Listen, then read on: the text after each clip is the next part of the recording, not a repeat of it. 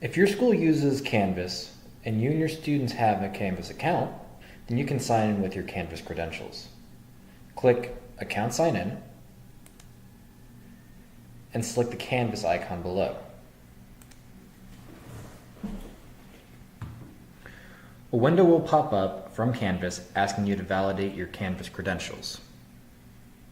Enter your Canvas domain, then enter your credentials here.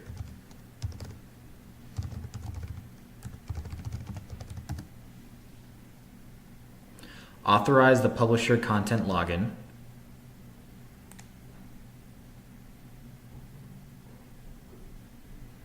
and you'll be brought to your purchase page.